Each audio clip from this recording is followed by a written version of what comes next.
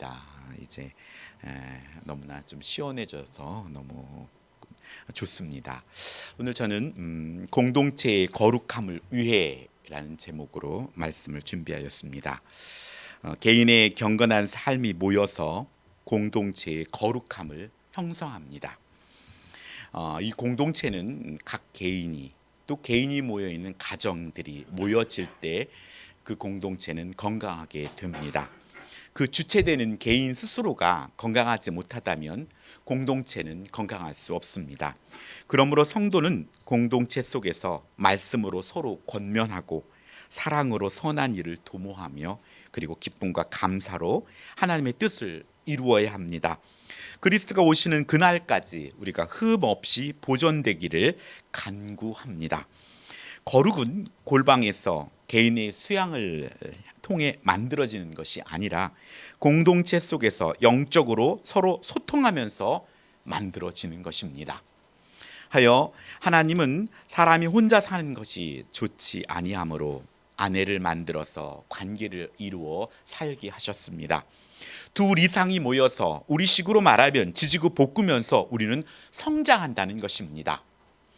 교회의 머리 되시는 예수님은 우리를 지체로 부르셨고 또 섬기는 교회를 통해 새로운 가족을 이루게 하셨습니다. 생육하여 땅에 충만하라는 것은 생물학적인 그런 자손을 번성하는 것과 아울러서 영적으로 전도하여 제자 삼는 일을 말합니다. 가정에도 사랑하는 사람이 만나서 또 자녀를 갖는 것 너무나 기쁜 일이듯이 교회는 성장하며 또 새로운 영혼들을 잉태하고 새로운 영혼들을 우리 교회 안에 들어오는 것은 우리에게 너무나 기쁜 일입니다. 하여 전도하는 일과 또 제자 삼는 일, 그것은 우리가 예수님의 제자로서 마땅히 해야 할 일입니다. 가정을 이루고 경제적인 일을 감당하지만 우리는 섬기는 교회를 통해 선포되는 하나님의 뜻 안에서 하나님의 바른 통치를 받아서 하나님께 영광을 돌리도록 우리를 교회로 불러주셨다는 것입니다. 코로나 팬데믹으로 많은 성도들이 산속으로 들어가는 신앙생활을 하려 합니다. 실제로 저 중들은 산속에서 절간을 짓고 돌을 닦는다 합니다. 하지만 지금은 이제 절들이 산속에만 있는 것이 아니라 도회지로 나왔습니다. 그들은 적극적으로 포교 활동을 합니다. 하지만 우리들의 교회는 실제로 많이 부흥하였지만 코로나 팬데믹을 겪으면서 사람들은 다시 산속에 절간 속으로 들어갑니다. 자기들 식으로 편하게 신앙생활을 한다는 것입니다. 일제강점기와 한국전쟁 시 기독교 탄압은 외부적인 고통이었다면 코로나 팬데믹 이후 두드러지게 나타난 것은 영적인 사사시대의 회유라는 것입니다. 사사시대 이스라엘 백성은 가나안에 도착하여 가나안의 통치 안에서 하나님의 통치 안에서 자라고 또 하나님의 뜻 안에서 하나님을 찬양하고 하나님의 영광을 돌리는 삶을 살게 하시기 위해 가나안으로 인도하셨습니다. 하지만 그들은 가나안 안에서 편안한 속에서 그들은 영적으로 죽어갔던 것입니다. 여호수아가 죽고 또 그 세의 사람들이 죽을 때쯤 다음 세대들은 하나님을 알지 못하고 하나님께서 이스라엘을 위하여 행하신 일을 몰랐다고 말씀하심은 그들이 하나님에 대한 관심이 없었다는 것입니다. 오늘 우리들은 얼마나 하나님에 대하여 관심을 갖고 있습니까? 또 우리 스스로도 그렇고 우리의 다음 세대들은 얼마나 하나님을 더 알고 싶고 또 하나님 가까이 하고 싶은 마음과 그 열정이 있는지, 그것이 사라지고 있다면 지금 그나마 우리가 하나님 앞에 나와 있는 이들이 여호수아와 그 시대 사람들이 죽고 난 다음에 그들이 하나님을 알지 못하고 또 하나님을 행한 것도 몰랐다 했던 것처럼 그때가 이 나라 대한민국 교회에도 다가오는 위기가 있다는 사실입니다. 하여 사사기 17장 6절에는 그때에는 이스라엘의 왕이 없으므로 사람마다 자기 소견에 옳은 대로 행하였다라고 기록하고 있습니다. 이스라엘은 왕이 하나님이셨듯이 우리는 섬기는 교회를 통해 자신을 종으로 들여서 하나님의 말씀에 순종함으로 의를 이르러야 의에 이르러야 한다는 것입니다. 사랑하는 성도 여러분, 역사가 교훈한 것은 그 전철을 밟지 말라는 것입니다. 자신의 소견에 좋은 대로 행하는 레위인들은 분배받은 땅이 없기에 그들은 하나님 전에 나와 하나님께 드리는 물질과 헌물들이 없었기 때문에 자들인들의 생존을 위해 그들은 떠돌아다니며 말씀과 기도에 전념하지 못했습니다. 그리하여 또한 이스라엘 백성들은 바른 말씀을 배우지 못했고 하나님을 알지 못하면서 그들은 결국 하나님을 버리게 되었다는 것입니다. 오늘 주시는 말씀을 통하여 영적 사사시대를 살고 있는 시대에 공동체의 거룩함을 회복하기 위해 내가 할 수 있는 일을 실천하며 결단하기를 바랍니다. 여러분이 만약에 무인도에 혼자 똑 떨어져 있다면 여러분은 무엇을 염려하겠습니까? 2001년에 국내에 개봉한 톰 행커스 주연의 캐스트 어웨이란 영화는 비행기 사고로 무인도에 표류하는 이야기를 그려냅니다. 그곳에서 4년의 시간을 보내며 그는 원신의 모습으로 살고 생존과 외로움과 싸웁니다.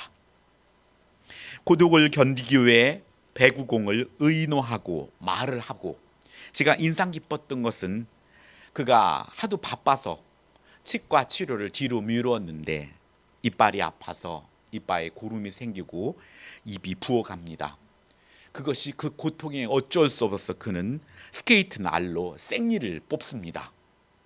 그 모습을 보면서 우리가 살아가면서 우리 주위에 우리가 이 아픈 것들, 이 고독과 질병과 이 문제는 죄인인 우리의 삶에 피해갈 수 없는 숙제입니다.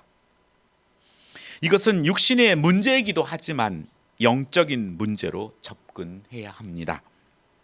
우리의 삶이 이 땅의 육신의 몸으로 끝나는 것이 아니기 때문입니다. 하여 우리는 무인도에 사는 사람처럼 자신의 소견에 옳은 대로 신앙생활을 해서는 안 됩니다. 오늘 본문은 첫째로 성도의 공동체의 거룩함을 위해 지도자를 권위를 존중하고 약한 자를 돌보며 선을 추구해야 한다고 성경은 말씀하고 있습니다. 우리는 아프면 병원에 갑니다. 우리식으로 병원에 환자가 왜 이렇게 많아? 라고 말하는 것은 어리석은 이야기입니다. 왜냐하면 병원은 아픈 사람들이 있는 곳이기 때문입니다. 또 거꾸로 왜 교회에 다니면서도 이렇게 사람들이 못됐어? 라고 말할 수 있지만 교회는 그렇게 영적으로 마음적으로 아픈 사람들이 모이는 곳이고 연약한 자들이 모이는 곳입니다. 하여 교회는 영적인 병원입니다. 환자는 의사라는 전문적인 지식을 가진 자를 존중하고 신뢰합니다. 환자는 의사에게 솔직해야 합니다. 자신이 아픈 부위를 솔직히 보여줘야 하고 말해야 합니다. 아무리 창피한 부위라도 의사에게 오픈해야 하고 또 수술할 때면 자신의 몸을 맡겨야 합니다. 효과적인 진료는 의사가 환자를 이해하고 환자는 의사를 신뢰하는 가운데 이루어지듯이 성도는 목회자를 영적인 의사로 신뢰하고 목회자는 성도의 연약한 부분을 위해 기도하고 선을 추구할 때 우리는 건강한 교회를 이룰 수 있습니다. 의사들이 가장 진료 시 가장 어려워하는 환자들은 바로 의심 많은 환자입니다. 오늘 하나님은 이스라엘 백성을 이끄실 지도자를 때때마다 세우셨습니다. 그냥 홀로 하시지 아니하고 매번 지도자를 세웠습니다.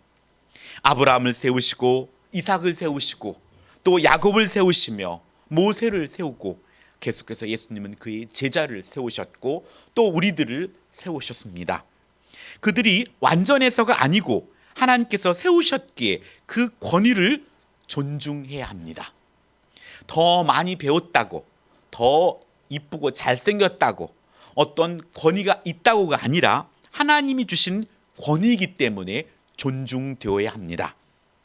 하나님은 아브라함과 이삭이 자신의 아내를 누이라고 거짓말할 때도, 모세가 구스의 여인을 취할 때 누이 미리암이 모세를 비방할 때도 하나님은 세운 지도자의 편에 서셨습니다. 약자의 대표는 고아와 과부입니다. 이들이 약자인 이유는 그들을 인도해 줄 목자가 없기 때문에 하나님의 자비의 대상이었습니다. 출애굽기 22장 22절에는 너희는 과부나 고아를 괴롭히면 안 된다라고 말씀합니다. 이렇게 약한 자를 하나님은 돌보셨습니다. 실제로 예수님은 고아와 과부의 친구가 되어 주셨고 지극히 작은 자에게 한 것이 내게 한 것이라고까지 말씀해 주셨습니다. 야고보서 1장 27절에는 하나님 아버지 앞에서 정결하고 더러움 없는 경건은 곧 고아와 과부를 그 환난 중에 돌아보는 것이라고 말씀하고 있습니다. 오늘 선을 추구하라 하심은 시편 34편 8절에는 너희는 여호와의 선하심을 맛보아 알지어다 라고 말씀합니다.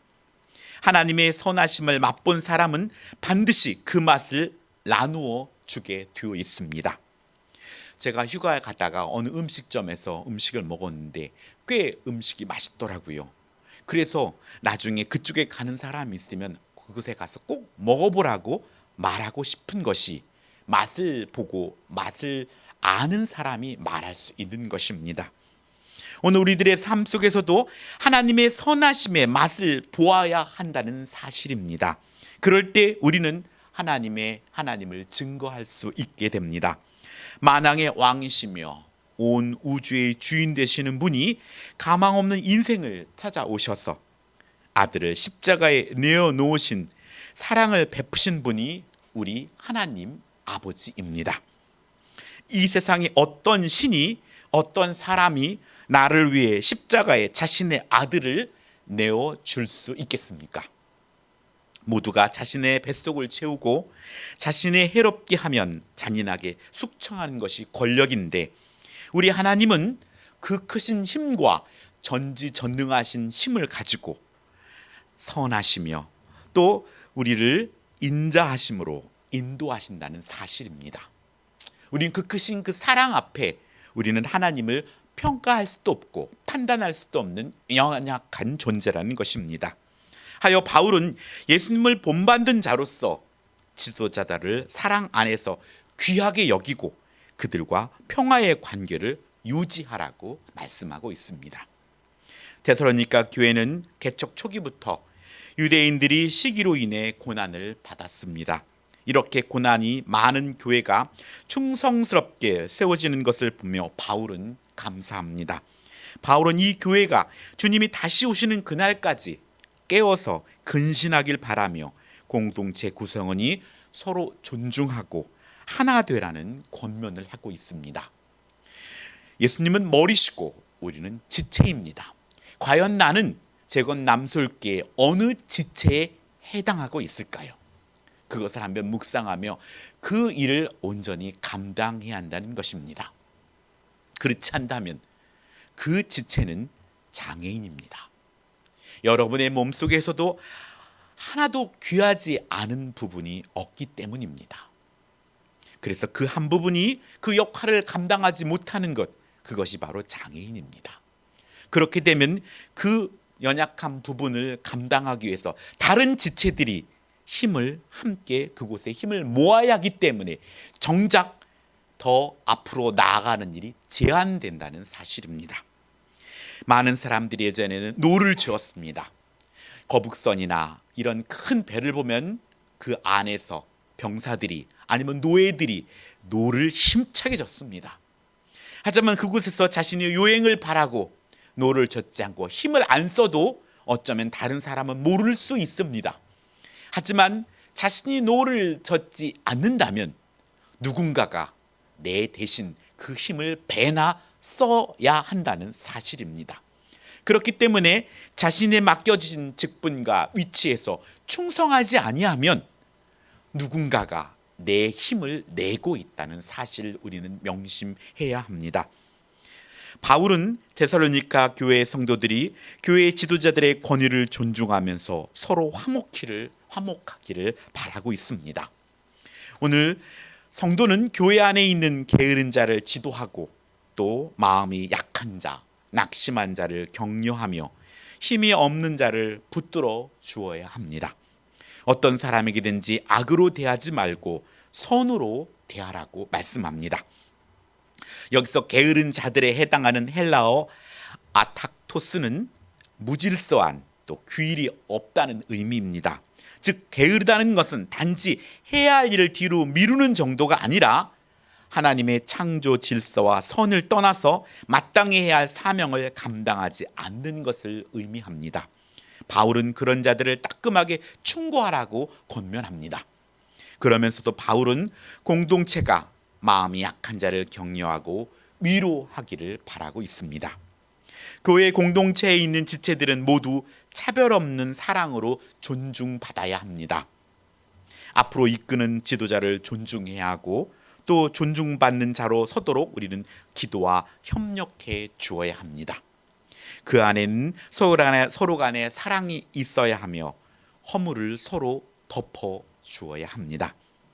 교회를 통해 주어지는 교육과 가르침에 따름으로써 힘을 보태는 영적인 의리의 성도님이 되길 바랍니다. 예전에 프로를 잠깐 보았는데 의리라는 말을 하더라고요. 의리. 진실로 어느 정도에서는 그것이 공감이 갔습니다. 우리의 육신적인 사랑, 어떤 사랑이 어떤 시점이 지났을 때는 우리는 그와의 약속과 이것을 지키기 위해서 우리는 의리를 지켜야 합니다. 하나님 앞에서 또 가정 앞에서 또 우리는 이 의리를 지켜야 합니다. 낙심한 자는 위로를 받아야 하며 힘이 약한 자는 돌봄을 받아야 합니다. 그렇기 위해서 우리는 상황을 살피는 지혜를 가지고 우리는 살아야 합니다. 두 번째, 성도는 공동체의 거룩을 위해 하나님의 뜻을 추구하고 성령의 역사를 존중해야 한다는 사실입니다. 우리는 나이가 차면 학교에들 갑니다. 또 학교 가기를 좋아하는 사람은 그리 많지 않습니다. 하지만 학교를 통해 친구를 만나고 또 삶에 필요한 것을 배웁니다. 그런 의미에서 교회는 영적인 학교입니다. 가기 좋다고 가고 가기 싫다고 안 가는 것이 아니라, 예전에 제가 클 때는 6년 개근한 자를 되게 높이 샀습니다. 아플 때나 어렵고 힘들 때나 교회든 학교든 빠지지 않는 자를 높이 샀습니다. 실제로 저희가 선교원을 할 때도 한 아이는 아파도 어머니와 같이 와서 조퇴를 맡고 가는 아이가 있었습니다. 이렇듯 우리들의 삶에 있어서도 우리가 좋다고 즐겁다고 가고 재미없다고 안 가고 하는 것이 아니라 성실한 마음으로 가르침을 배워야 한다는 사실입니다. 학문을 익히고 그 기준으로 우리는 회사에 직원을 뽑습니다. 직장에 들어간 것으로 끝나지 않고 우리는 실력을 계속적으로 보여주어야 합니다. 직업을 갖고 경제활동을 통해 우리는 삶을 유지해 나갑니다. 아담과 하와 범죄 이후 인간은 땀을 흘리며 경제활동을 하며 살아가는 것이 바른 모습입니다. 직장에 들어가면 직장의 리더의 뜻을 따라 충성할 때 인정받고 또 필요한 사람이 또 되어서 대우를 받게 됩니다. 그리고 동료들과 협력하고 위의 선임들의 말을 존중하며 생활해야 합니다. 우리는 경제활동의 주가 되는 삶을 살아서는 안 됩니다. 이는 범죄의 결과이기에 하나님의 뜻 안에서 경제활동이 요구되는 것입니다. 하나님은 창세기 1장 26절에 보면 하나님이 가라사대 때 우리의 형상을 따라 우리의 모양대로 우리가 사람을 만드셨다고 말씀합니다. 하나님이 인간을 지으신 목적은 이사야 43장 7절에 보면 무릇 내 이름으로 일컫는 자 곧 내가 그 영광을 위하여 창조한 자를 오게 하라. 그들을 내가 지었고 만들었느니라 라고 말씀합니다. 그래서 우리의 존재 목적은 먼저 하나님께 영광을 돌리는 것입니다. 또 이사야 43장 21절에는 이 백성은 내가 나를 위하여 지었나니 나를 찬송하게 하려 함이다 라고 말씀합니다. 우리의 창조 목적은 하나님을 찬양하고 하나님께 영광을 돌리도록 이 땅에 보내어졌습니다. 여러분이 만약에 반려동물을 구입했다면 여러분은 반려동물로부터 무엇을 기대합니까? 저 같으면 첫 번째, 교감일 것입니다. 내가 그를 사랑했을 때, 어루만졌을 때 반응해 주는 것, 그것이 또한 귀합니다. 두 번째는 자신을 따르는 것입니다. 그것을 기대할 것입니다. 하지만 그래서 훈련하고 또 우리는 기다립니다. 그런데 기다려도 공감되어지지 않고 또 기대에 어긋나며 따르지 않고 자신의 품을 벗어나려고 하고 더 나아가서 이빨을 드러내며 우리를 물고 드러낸다면, 대든다면 여러분은 어떻게 하시겠습니까? 우리 또한 하나님의 창조 목적에 따라 살지 못한 지난 날을 가지고 있습니다.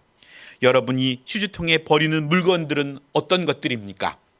그것은 그 목적을 상실한 물건들이듯이 우린 지옥에 버려진 인생을 하나님이 긍휼히 여기시고 아들 예수님을 십자가에 내어 놓으심으로 죗값을 지불하셔서 우리를 천국 백성으로 옮겨 놓으셨다는 것입니다. 또한 이 땅을 살아가며 우리는 성령을 통하여서 하나가 되게 하시고 포도나무가 되어 주시어서 우리를 가지가 되게 하시고 열매를 맺음으로 하나님의 영광이 되게 하셨다는 것입니다. 하나님의 뜻을 말씀으로 가르치시고 성령으로 생각나게 하셔서 적절한 때 행함으로 믿음으로 우리를 이끌어 주시니 우리가 감사와 찬양을 드려 마땅한 것입니다. 우리의 삶을 하나님께만 맡긴다면 우리는 하나님의 영광이 될 수 있습니다. 실제로 저는 수영을 잘 못합니다. 수영을 하는 사람들은 자신을 물에 맡기라고 하는데 살려고 발버둥치면 자꾸 물에 빠져듭니다. 그 속에 물에 뜬다고 말은 하는데, 이론적으로는 말하는데 실질적으로는 그리 하지 못합니다. 자신을 하나님께 맡길 때 하나님은 우리를 이 땅의 인생 중에 가장 행복하고 선한 것으로 인도하여 주실 것입니다. 그리스도 예수 안에 성도들은 공동체 안에서 항상 기뻐하고 끊임없이 기도하고 범사에 감사하라고 말씀합니다. 이것이 바로 하나님의 뜻이라고 말합니다. 항상 기뻐한다는 것은 그리스도를 온전히 신뢰하고 확고한 소망을 가지고 살라는 의미입니다. 아이들은 부모님 안에서 항상 기뻐합니다.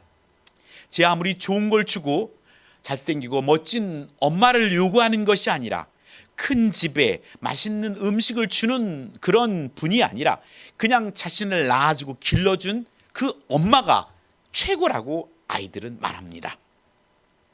본문이 말하는 기쁨은 슬픈 일이 하나도 없는 상태를 말하는 것이 아니라 오히려 고난과 핍박 가운데에서도 믿음으로 성령 안에서 누리는 것을 말합니다. 쉬지 말고 기도하라는 것은 매 순간 하나님과 영적인 교제를 나누며 동행하는 삶을 살라는 것입니다. 실제로 저도 아이들을 키우다 보면 어릴 때는 많은 교감을 합니다. 안고 우리말로 물고 빱니다. 그런데 나이가 자라면서 그것이 자연스러운 이치인지도 모르겠지만 이제 떨어져서 한 가정을 꾸미며 새로운 자로 독립하려기 때문에 그렇겠지만 이제 서로가 이제 하나 되고 또 교감하는 일들이 이제 소홀해집니다. 하지만 우리는 그것을 위해 서로 노력해야 합니다. 함께 기도하고 또 함께 소통하는 일을 우리는 게을리하지 말아야 합니다. 쉬지 말고 기도하라는 것은 영적인 호흡이기 때문에 호흡이 멈춰지면 우리는 영적으로 죽고 맙니다. 감사라는 권면은 은혜에 올바르게 반응하면서 자족의 영성을 가지고 살라는 의미입니다. 피차 간에, 부모와 자녀 간에도, 형제 간에도, 성도 간에도 감사를 표현해야 하고 이렇게 우리가 감사하며 살아야 합니다. 하여 오늘 우리가 항상 잘 알고 있듯이 우리는 항상 기뻐하고 쉬지 말고 기도하고 범사에 감사하는 삶을 살아야 합니다. 또한 각 사람에게 나타나는 은사에 대한 공동체는 성령의 역사를 함부로 무시해서는 안 되며 더욱더 하나님이 주신 은사를 사모해야 한다는 것입니다. 때로는 방언을 사모하고 치유의 은사를 사모하며 영의 분별을 사모하고 방언을 한 자는 방인의 통변을 사모하고 이렇게 영적으로 사모함으로 말미암아 세상 사람들이 직장에 들어가기 위해 스펙을 쌓듯이 영적으로도 하나님의 은사를 사모함으로 말미암아 그 사모함을 가지고 하나님의 일, 교회를 덕스럽게 해야 한다는 것입니다. 그 사모함조차도 없다면 우리 자신을 한번 돌아보아야 한다는 것입니다. 그것은 사랑함으로 우리에게 주어지는 마음이기 때문입니다. 하여 영적으로 참과 거짓을 분별해야 하며 악을 버리고 선을 추구해야 합니다. 바울은 성령께서 각 사람에게 나타나서 역사하는 것에 대해 시기와 질투의 마음을 갖지 말라고 권면합니다. 서로 응원해주고 박수쳐주고 우리 집사님은 우리 권사님은 이것이 참 멋져. 그래서 본인 스스로도 그 은사가 그 달란트가 더욱더 확대되고 더욱더 커질 수 있도록 우리는 서로 격려해야 합니다. 우리는 서로를 존중하고 배려하는 마음을 가져야 합니다. 1세기 당시 신약성경이 완성되기 전까지 성령께서는 성도의 예언을 통해 말씀하셨습니다. 하지만 오늘날 우리는 성경을 통해 예언, 하나님의 말씀을 성령의 조명을 통해 들을 수 있습니다. 그것은 목회자를 통해 말씀을 전합니다. 여러분 스스로도 말씀을 읽고 성령께서 조명해 주신다면 여러분 스스로도 깨달을 수 있습니다. 범사하려 좋은 것을 취하고 악은 어떤 모양이라도 버리라고 말씀합니다. 이는 영적인 분별력을 가지고 하나님의 뜻에 합한 삶을 살라는 의미입니다. 그것이 가장 행복한 일이며 그것이 우리가 값지게 생각하는 것을 지키는 일입니다. 성도는 공동체 안에서 경건한 삶을 독려하며 선을 추구해야 합니다. 실제로 저는 아기 때 저희 아이들에게는 독려를 많이 했고 매도 들었습니다. 하지만 아이들이 자라고 나서 조심스럽더라고요. 왜냐하면 그 말을 잘 듣고 네 알겠습니다 하면 좋을 텐데 옳게 순종하는 마음으로 반응하지 못할 그 불편함이 부담스러움을 느끼게 됩니다. 하여 우리의 자녀들은 부모가 지금 말하지 않는 것이 잘하고 있어서가 아니라 내가 그 말을 받을 준비가 되어 있지 않구나라고 생각해야 할 것입니다. 저 스스로도 우리 부모님에게 그러지 않았나 생각이 듭니다. 자신은 은사를 잘 모를 때 우리는 다른 성도가 공통적으로 말해주는 것이 은사에 가깝습니다. 우리 집사님은 우리 권사님은 이런 은사가 있어. 이렇게 말해줄 때 그것이 그 은사에 가깝습니다. 우리는 하나님이신 은사를 사모하며 구하며 교회를 위해 덕스럽게 사용하기를 여러분 소원합니다. 세 번째, 우리는 성도는 공동체의 거룩을 위해 서로 축복하며 사랑의 교제를 나누어야 합니다. 우리는 가정을 통하여 이 땅에 오게 되었습니다. 어느 것 하나 우리가 선택한 것이 없습니다. 우리가 남자로 여자로 잘생겼건 못생겼건 IQ가 높든 낮든 우리가 선택한 것이 아닙니다.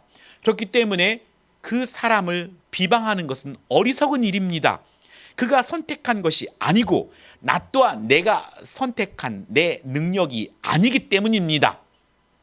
한 달란트 받은 사람은 한 달란트 남기면 하나님께 착하고 충성된 종이지만 우리가 10달란트를 갖고 태어났다면 10달란트를 남겨야 할 책임이 우리에게 있다는 사실을 우리는 명심해야 합니다. 그렇기 때문에 하나님은 공평하신 것입니다. 세상은 10개의 기준을 놓고 말하지만 하나님은 주신 것에서 남기면 착하고 충성된 종이라고 칭찬하십니다. 하여 오늘 우리에게 주어진 것에 감사하며 또 하나님께 영광을 돌리는 삶을 살기를 바랍니다. 부모를 공경함으로 장수와 땅에서 잘 되는 복을 허락하심 같이 새로운 가족 안에서의 모습은 우리는 영적인 복의 비결입니다. 새롭게 주어진 이 가족 안에서 어른들과 믿음의 선배들의 말을 존중하고 그 말을 듣고 더 나아가서는 공경이란 맛은 무릎을 꿇고 두 손을 뻗쳐서 말씀하십시오. 제가 듣겠습니다. 이것이 공경입니다. 이런 공경의 자세를 우리가 취한다면 더욱더 우리의 믿음과 하나님이 기뻐하는 모습으로 우리는 성장할 수 있습니다. 하나님은 노아가 포도주를 마시고 부끄러움을 드러낼 때 이를 알린 함의 아들 가나안을 저주하는 것을 허락합니다. 또한 이삭을 통해 야곱을 축복할 때 응하게 하셨고 야곱을 통해 그의 12아들을 축복한 것을 응하게 하셨습니다. 이 땅의 가장 귀한 복은 부모님으로 받는 축복입니다. 하여 여러분 스스로가 부모님을 공경함으로 말미암아 부모님으로부터 흠잡는 것이거나 어떤 잘못을 지적받기보다는 자녀를 흡족하게 축복하고 또 부모는 자녀를 향해 복을 빌어주는 여러분이 되길 바랍니다. 또한 엘리 제사장을 통해 한나에게 축복한 것도 이루어졌던 것을 볼 수 있습니다. 하나님 이렇게 뽑혀진 지도자와 리더들을 통하여 하나님의 복이 흐르도록 하셨다는 사실입니다. 바울은 데살로니가 교회를 위해 평강히 하나님의 공동체를 거룩하게 지키시고 예수 그리스도께서 강림하실 때까지 흠없이 보존하시기를 간구하고 있습니다. 영과 혼과 몸은 인간의 각기 다른 구성 요소를 가리키는 것이 아니라 인간 본성 전체를 다각적인 차원에서 표현하는 말입니다. 바울은 모든 성도가 그리스도 안에서 온전한 인격체가 되길 기도하고 있습니다. 모든 성도가 하나 되어서 주님이 오시는 날까지 거룩한 공동체로 보존되길 기도하신다는 사실입니다. 우리가 하나님 나라 갈 때 입으로만 믿습니다 해서 입만 하나님 나라 천국 가면 되지 않지 않습니까? 온 몸이 하나님 나라에 가듯이 우리 재건 남설교에 소속한 그런 귀한 모든 회원들이 하나님 나라 천국에 온전히 모두가 갈 수 있기를 바랍니다. 한 개인 한 개인이 그리스도 안에서 바로 세워질 때 공동체는 하나님 앞에 거룩하게 세워질 수 있습니다. 나쯤이야 하면서 하면 안 됩니다. 우리 실제로 계란 음식을 만들 때 10개의 계란을 깰 때 1개부터 10개까지 깨는데 9개 계란은 정말 싱싱한 계란이었는데 10번째 계란을 탁 깨는데 골아가지고 노른자가 톡 터져가지고 퍼진다면 그 9개 먹을 수가 없고 버려버릴 수밖에 없지 않습니까? 그렇듯이 우리 스스로가 우리 하나가 이 거룩에 대하여 우리가 의식을 가지고 전체에 대한 책임을 갖고 있어야 한다는 사실입니다. 가정에서도 교회에서도 또 국가에서도 그렇습니다. 공동체 구성원이 서로 끊임없이 서로 거룩한 입맞춤으로 문안하고 말씀을 나누며 영적으로 교제하라고 말씀합니다. 오늘은 순모임이 있는 날입니다. 나 하나쯤이야 생각하지 마시고 최선을 다하여 청년들은 청년끼리 또 순원들은 순원끼리 서로 혼자 집에서 스마트폰 하고 누워있으면 편하지만 결국 거룩은 혼자 만들어지는 것이 아니라 내 안에 내가 하기 싫은 일과 싸움으로 말미암아 그 모난 것들이 깎여지고 둥그렇게 거룩해지는 모습으로 나아가게 된다는 사실입니다. 공동체 구성원이 서로를 위해 기도하고 격려하고 위로하며 영적으로 교제할 때 어려운 일도 함께 극복하며 이겨낼 수 있습니다. 우리가 함께 기도했는데 그 기도가 응답되었을 때 내일처럼 기뻐할 수 있게 되는 것입니다. 오늘 성도가 영적인 교제를 할 때 우리는 잊지 마야 할 것은 우리는 말씀을 가지고 해야 한다는 것입니다. 바울은 데살로니가에 받은 서신을 서로 돌려 읽으면서 말씀으로 독려하기를 권면합니다. 말씀이 빠진 것은 세상의 어떤 침묵 도모와 다를 바가 없기 때문입니다. 하나님의 말씀을 읽고 하나님의 말씀을 가지고 우리가 나눔을 통하여 우리가 더욱더 말씀으로 집중되길 바랍니다. 주님이 오시는 그날까지 공동체가 거룩하게 바로 세워지는 방법은 기도와 말씀으로 서로 격려하며 사랑 안에서 교제를 나누는 것입니다. 우리의 가정도 그렇습니다. 어릴 때는 부모에게 집중되지만 이제 서로의 자라면서 그 바라보는 시각들이 다루어지기 때문에 말씀을 중심으로 우리의 가정이 하나의 구심점을 삼아야 합니다. 내 생각이 말씀과 다르다면 말씀으로 돌아가야 하고, 내 하는 행동이 말씀과 같다면 더욱더 강화해야 하는 것입니다. 모든 기준이 내가 아니라 우리 가정의 말씀이 중심이 되어야 하는 것입니다. 우리 집안의 호주는 가장이 아니라 우리 하나님이 되셔야 하는 것입니다. 그러므로 성도는 주님이 오시는 그날까지 서로 사랑하며 말씀으로 소통하고 교제 나누는 일을 쉬지 않아야 합니다. 공동체의 거룩은 소통 가운데 일어납니다. 예수님은 오늘 예배를 통하여 주시는 말씀에 순종하고 기도를 통하여 하나님의 뜻을 깨닫고 성령의 인도함을 받는 것은 섬기는 교회의 현장 예배와 또 모임과 교육에 적극적으로 참여하는 가운데 효과적으로 성장합니다. 하여 영적 사사시대 각각 자기 소견에 좋은 대로 살아가는 것은 바른 신앙이 아닙니다. 우리 안에 주인 되시는 하나님이 온전히 나를 통치하실 때 나를 가장 행복하고 내가 가장 바른 삶으로 인도한다는 사실을 믿으시기 바랍니다. 하여 말씀이 이끄시는 대로 성령이 주시는 감동대로 세심하게 듣고 순종하여 나아가기를 바랍니다. 교회의 머리 대신 예수님의 통치를 받고 순종하며 거룩한 공동체의 일원으로 이번 한 주간도 승리하는 저와 여러분이 되기를 예수님의 이름으로 축복합니다. 기도하겠습니다.